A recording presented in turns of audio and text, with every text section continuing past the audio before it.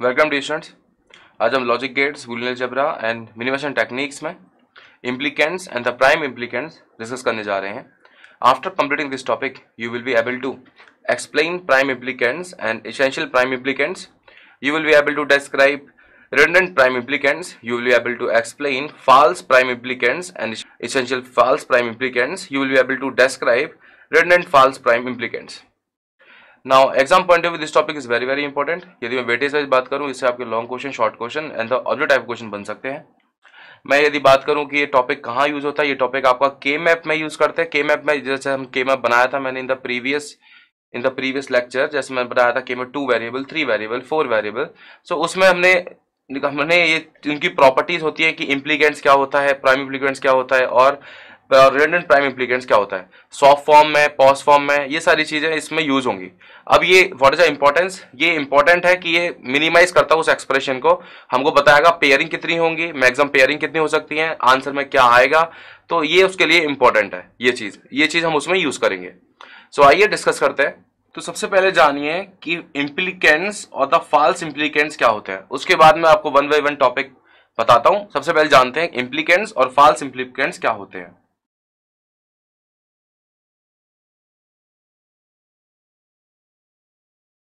सबसे बढ़िया पॉइंट है, सबसे first point is implicant generally use in SOP form.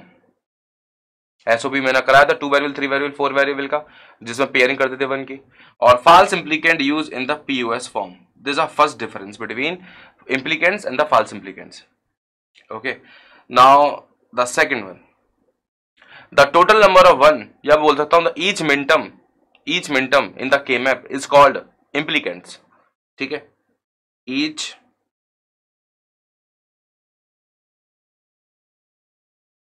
Now in the POS form में क्या होता है, पीओएस फॉर्म में मिन टर्म कन्वर्ट हो जाता है, वो हो जाता है max form, max term. So in each max term in K map is called false implicants. So याद रखेंगे, यदि कोई आपसे इम्प्लीकेंट्स पूछता है, नंबर ऑफ वंस बोल देंगे, नंबर ऑफ वंस, या बोल देंगे number of min terms. False implicant कोई पूछता है, number of zero, nothing would call the number of max terms. सो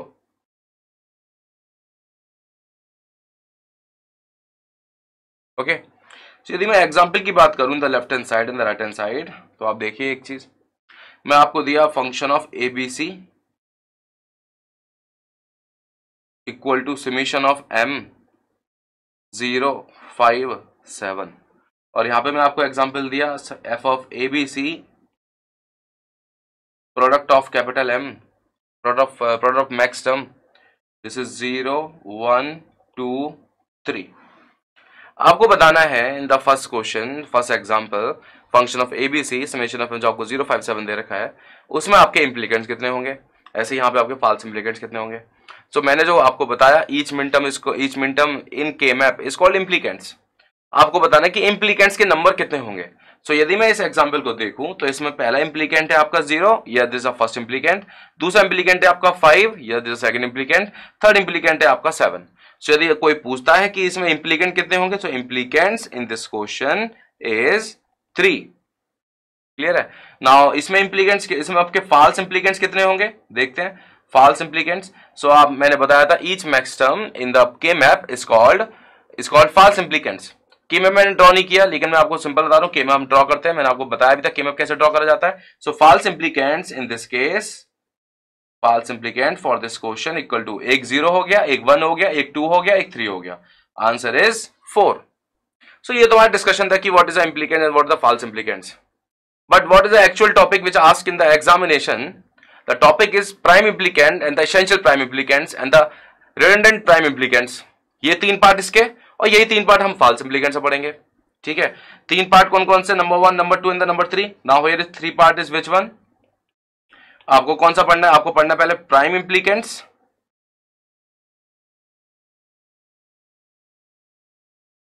एक पढ़ना है आपको essential prime implicants,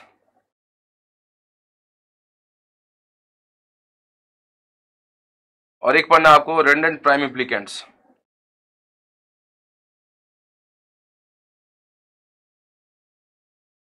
now here false prime, बस आगे नाम लगा दो फॉल्स, खत्म.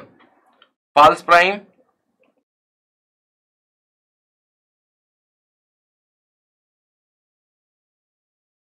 false essential prime. सो ये आपको पढ़ना है आज, ये तीन इसमें तीन इसमें। सो मैं स्टार्ट करता हूं सबसे first one, prime implicant and the essential prime implicants. उसके बाद डिस्कस करेंगे रिडंडेंट प्राइम इम्प्लीकेंट्स। ठीक है, सो आइए फर्स्ट डिस्कस करते हैं हम। तो मैं शॉर्ट में लिखूंगा पीआई, प्राइम इम्प्लीकेंट को मैं शॉर्ट में लिखूंगा पीआई, और एसेंशियल प्राइम इम्प्लीकेंट को मैं शॉर्ट में लिखूंगा ईपीआई। याद रखना आप, यदि मैं आपसे बार बार बोलूंगा पीआई ईपीआई, पीआई आप समझेंगे क्या, प्राइम इम्प्लीकेंट्स, और ईपीआई आप समझेंगे एसेंशियल प्राइम इम्प्लीकेंट्स। ठीक है, रिमेंबर दिस पॉइंट। अब बात करते हैं नेक्स्ट पॉइंट की कि what are the definition, prime implicant की क्या डेफिनेशन है और ईपीआई की क्या डेफिनेशन है। सो मैं आपको एक चीज बता देता हूं, डेफिनेशन पे आप जाएंगे, लेकिन मैं आपको क्वेश्चन की हेल्प से बहुत अच्छे समझ में आएगा कैसे क्वेश्चन को सॉल्व करेंगे, कैसे प्राइम इम्प्लीकेंट्स निकालेंगे और कैसे ईपीआई निकालेंगे। तो सबसे पहले देखते हैं कि डेफिनेशन क्या है, उसके बाद उसका मतलब समझाता हूं। ठीक है,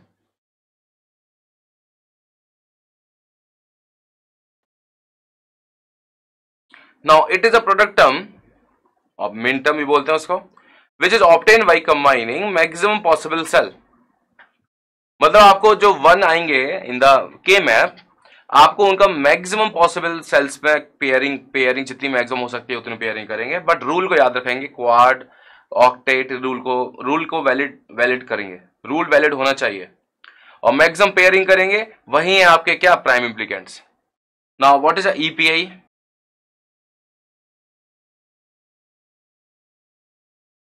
So, definition is, it is the prime implicants which is possible to combine only one way and there is no alternative way। मतलब EPI आपका प्राइम इम्प्लीकेंट्स ही है, बट उसमें जो पेयरिंग होगी वन की, वो आपकी क्या होगी, only unique way. One way का मतलब होता है unique way, remember this point is very very important, only one way, there is no alternative way are there. अब मैं आपको बताता हूं, इन द एग्जामिनेशन डायरेक्टली तीन क्वेश्चन आपके एज इट इज आते हैं, what are the implicants, what are the prime implicants and what are the essential prime implicant in the given particular question। so आपको समझना, मैं आपको बताता हूं कि किस टाइप से क्वेश्चन को सॉल्व करना है। so write down one example of this is the question, function of abc equal to summation of m 3 5 6 7। आपसे इस क्वेश्चन में पूछा है कि आप फाइंड करिए तीन चीज, number 1, number 2 and the number 3। आप बताइए इम्प्लीकेंट्स क्या होगा, आई फॉर इम्प्लीकेंट्स। आप बताइए पीआई क्या होगा, प्राइम इम्प्लीकेंट्स क्या होगा। आप बताइए ईपीआई क्या होगा, इसेंशियल प्राइम इम्प्लीकेंट्स कितने होंगे, ये कितने होंगे और ये कितने होंगे। In order to solve this type of questions, initially draw the K map. Now how to draw the K map, this how many variable are there, 3 variable are there A B C. Now 3 variable K map draw, yes draw the 3 variable K map and summation of m number of ones is used. ठीक है, so draw the 3 variable K map.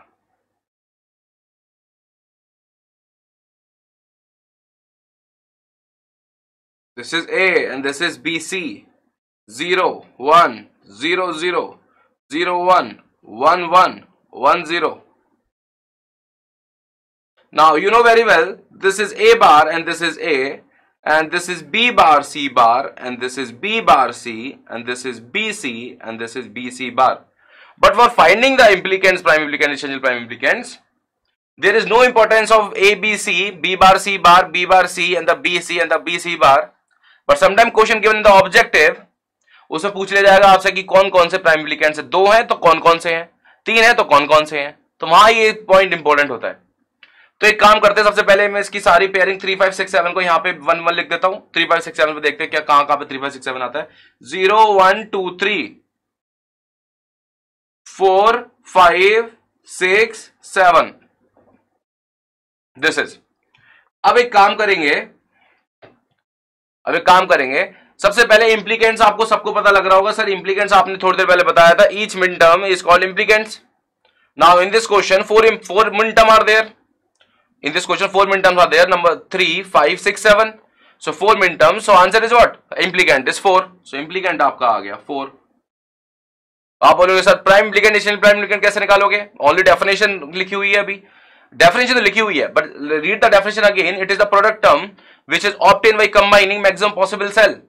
मतलब मैं एक एक करके उठाऊंगा सारे one को, एक एक करके वन को उठाऊंगा, उसके बाद आप सॉल्व करेंगे, तो एक एक करके वन को उठाते हैं। सबसे पहले इस वन, ये वन किसके साथ पेयर कर रहा है, ये वन इसके साथ पेयर कर रहा है, यस ये वन इसके साथ पेयर कर रहा है। ठीक है, अब चलते हैं दूसरी बात, ये वाला वन जो राइट साइड में है आपका वन, वो किसके साथ पेयर कर रहा है? वो भी इसके साथ पेयर कर रहा है। यस, वो भी इसके साथ पेयर कर रहा है। अब देखिए एक वाला वन बचा, ये किसके साथ पेयर कर रहा है? ये इसके साथ पेयर कर रहा है। ओके, ये इसके साथ पेयर कर रहा है।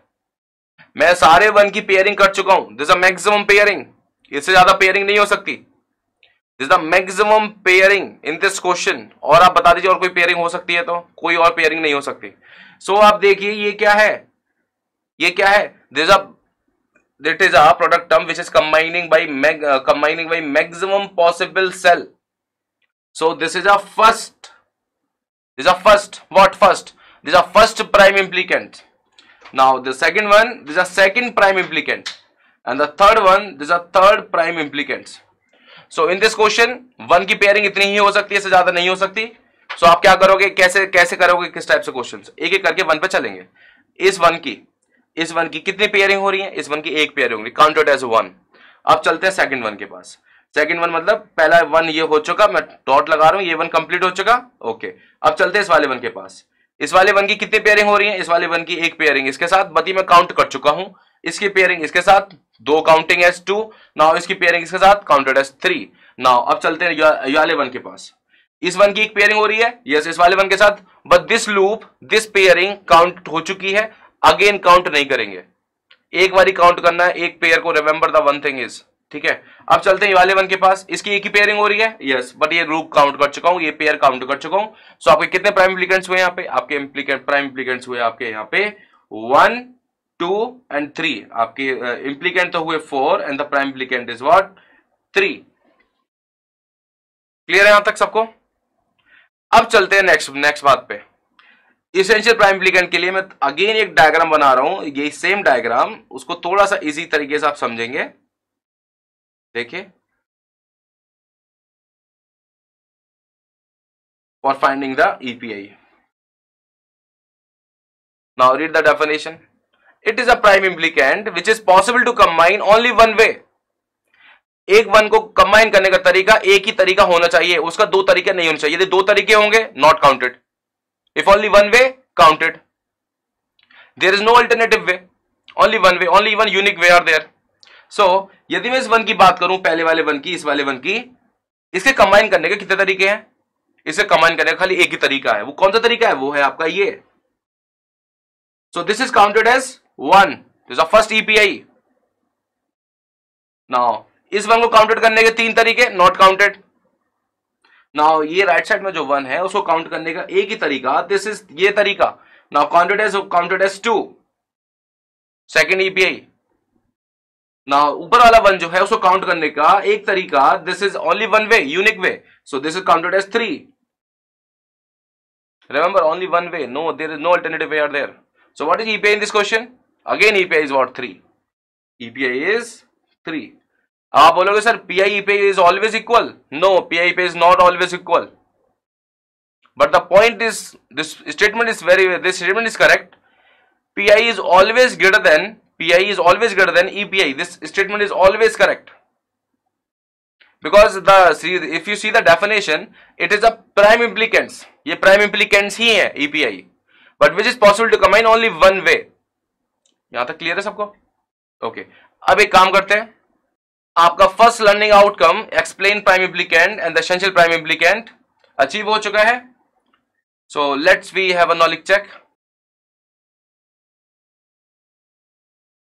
0, 1, 5, 6, 7, find implicants, find prime implicants and find the essential prime implicants.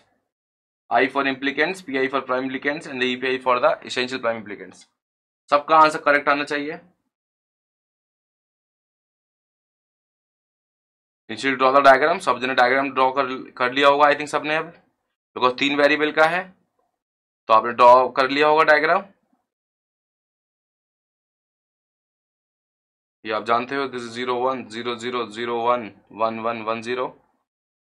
उसके बाद आप 0 पे, 1 पे, 5 पे, 6 पे, 7 पे आप 1, 1 लिख दोगे। यहाँ पे 1, यहाँ पे 1 और 5, 6, 7, 1, 1, 1। अब चलते हैं इम्प्लीकेंट्स पे। सबका इम्प्लीकेंट्स कितना आया है? सबका इम्प्लीकेंट्स आया होगा, सबका आया होगा 5, बिकॉज आपने बताया था each minterm is called implicants. How many minterm are there in this question? 5 mintum are there, 0 1 5 6 7, so implicant is 5. This is very easy question, implicants, इसलिए कभी एग्जाम में इस टाइप का क्वेश्चन आता भी नहीं है. पूछे जाते हैं prime implicant, EPIs, prime implicants. एक एक करके सारे वन को मैं लूंगा और मैं सॉल्व करना स्टार्ट करूंगा. Maximum possible cell, maximum combining. ठीक है, सबसे पहले इस वन का देखते हैं. इस वन को देखा, इस वन की पेयरिंग हो रही है. यस, इस वन की पेयरिंग हो रही है. This is a pairing. और कोई पेयरिंग हो सकती है इस वन की, और कोई पेयरिंग नहीं हो सकती. सो काउंटेड एज 1, काउंटेड एज 1, यहां पे लिख दिया मैंने, काउंटेड एज 1. ठीक है, अब चलते हैं दूसरे वाले वन के पास. ये जो उसके बराबर में जो इससे पेयरिंग हो चुकी है, इस वाले वन की एक पेयरिंग तो ये हो रही है जो मैंने येलो से दिखा रखा है आपको, और दूसरी पेयरिंग आपकी हो रही है इस वन के साथ, ये दूसरी पेयरिंग इस वन के साथ हो रही है. दूसरी पेयरिंग इस वन के साथ हुई, ये क्या है आपका, this is the second. Counted as 1 नहीं करूंगा क्योंकि वो ऑलरेडी काउंट हो चुका है येलो वाला pair. So this is counted as 2 in the red one, counted as 2. अब चलते हैं नेक्स्ट. अब चलते हैं इस वाले वन के पास. इस वाले वन का एक तो रेड सर्किल से मैंने बना दिया एक पेयर, और एक पेयर आपको दिख रहा है, एक पेयर ये बन सकता है. सो वो काउंट हो चुका था रेड वाला. So this is counted as what, this is counted as 3. This counted as 3. Yes, तो ये दिस इज काउंटेड एज 3. अब चलते हैं नेक्स्ट वन के पास. इस वन का कितने पेयरिंग हो सकती है, ओनली एक पेयरिंग, सॉरी एक पेयरिंग तो हो चुकी है ब्लू वाले से, और एक पेयरिंग और हो रही है आपकी, एक पेयरिंग जो मैं शो कर रहा हूं आपको इससे, द नेक्स्ट पेयरिंग. सो ये क्या है, दिस काउंटेड एज 4. या this is counted as 4. Now this is counted as 4. इन चार के अलावा और कोई पेयरिंग हो सकती है, इन चार के अलावा और कोई पेयरिंग नहीं हो सकती. Only this 4 pairing are there, maximum pairing. So how many PI are there? Answer is what? 4 PI are there, 4 prime ligands are there. So answer prime ligand is 4. बस अब बताएंगे कि EPI कितना होगा. मैं आपको बता देता हूँ EPI क्या होगा. ठीक है, see, in order to find the EPI, draw the diagram again. Draw the diagram again. This is A, this is B, this is C, this is 1, this is 1, this is 1, this is 1, this is 1. Now, अब find करेंगे EPIs. EPIs, remember, it is a prime implicant which is combined only one way, no alternative way are there. इस one का combine कितने तरीके से हो सकता है, फर्स्ट वन का only one way, yes this is the way only. और इस वन का और कोई वे से कंबाइन हो सकता है नहीं, खाली एक ही तरीका है इस वन को कंबाइन करने का. सो काउंटेड एज 1. जो सेकंड वन है उसको कंबाइन करने का कोई तरीका है, यस दो तरीके हैं. आई एम नॉट काउंटेड बिकॉज इसके कंबाइन करने के दो तरीके, एक ये वाला और एक ये वाला. I am not counted. Now I am counted this, yes counted as 1. वो जो सर्किल जो पेयर आया है वो इस वन की वजह से आया है. अब चलते हैं नीचे वाले वन के पास. इस वन को कंबाइन करने के अगेन दो तरीके, देखिए मैं डॉट डॉट में बता रहा हूं. एक तो ये तरीका, यस, और एक ये तरीका. Again I am not counted because 2 way are there. Now this one count करने के अगेन दो तरीके, अगेन तरीके देखिए, एक तो ये तरीका और एक ये तरीका. Again 2 way, I am not counted. Now next, now last one, only one way combine कर सकते हैं. लास्ट वाला one only one way combine, this is the way, only one way combine, last one this is. Now this counted as 2. This is this yellow circle is because of what? Is because of the last wala one. So EPI is how much? EPI, this is a first EPI and this is a second EPI. So in this question what's the EPI? EPI equal to 2. Now मैंने बोला था PI is always greater than EPI. Is it valid? Yes. Show कर रहा है 4 2. Yes. So आपको I think समझ में आ गया ये मैं क्या बोलना चाह रहा हूं आपसे. देखिए अब एक बात बताता हूं आपको. आपने ये क्वेश्चन सॉल्व किया होगा, जब ये आपने मिनिमाइज किया होगा आपके दो आंसर आएंगे इस क्वेश्चन के. 2 answer are possible in this question. मतलब क्या पता लग रहा है, यदि 2 आंसर आ रहे हैं तो मैं बोल सकता हूं K map is not unique. K map is not unique. समझ में आ रहा है क्यों बोल रहा हूं K map is not unique? Because this question having 2 answers. Now देखिए 2 आंसर कौन कौन से. एक आंसर हो सकता है, एक बार देखिए, ये जो ग्रुप हो गया रेड वाला, ये जो मैं आपको ये दिखा रहा हूं, शो कर रहा हूं रेड वाला, ये आपका क्या होगा, this is a redundant in the pairing. Now if this pairing are considered in the answer, this pairing are not necessary considered in the answer because this is a extra pair. This extra pair I am using in prime implicants but not using in the answer. So if you first one का यदि मैं देखूं, first one का answer क्या बनेगा आपका, तो आप लिख लोगे a बार a, इसका एक्सप्रेशन लिखता हूं, this b bar c and the bc and the bc बार. देखिए क्या बन रहा है इसका बन रहा है a bar b bar. Red वाले का क्या बन रहा है, देखिए जो रेड वाला बनाया था, जो रिडंडेंट था, उसका बन रहा है आपका बी बार सी. और जो ब्लू वाला है उसका क्या बन रहा है, देखिए आप, उसका बन रहा है आपका ए सी. और जो नेक्स्ट कलर है व्हाइट, उसका क्या बन रहा है आपका, सिंपल सा ए बी. ओके, इस क्वेश्चन के दो आंसर कौन कौन से मैं आपको बोल रहा था. एक बार मैं कंसीडर करता हूं yellow blue and the white. Yellow blue white, what the answer, A bar B bar plus A C plus A B. Next, now this time I am considering red one is consider in the answer but the blue one is then redundant.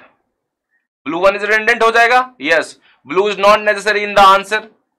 So what is A bar B bar plus next B bar C plus A B. ठीक है, यहां समझ में आया. This two answer are possible, yes. This two are minimise expression of this particular question. One question having two answers, that's why K-MAP is not unique. But remember the thing is EPI is what?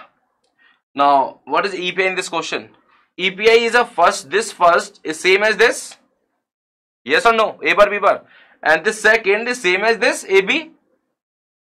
Now in both the answers A bar B bar and AB both are common, yes. Or which are varying, AC and B bar C are varying because this is what, this is extra prime implicants, this is not a EPI. I think समझ में आ गया what is a concept. जितने सारे concept मैंने इस question में आपको और क्रिएट करे हैं, आपको समझ में आया होगा. आप लोगों का आंसर तो करेक्ट आया होगा, PI EPI, but these are the extra concepts. Clear है.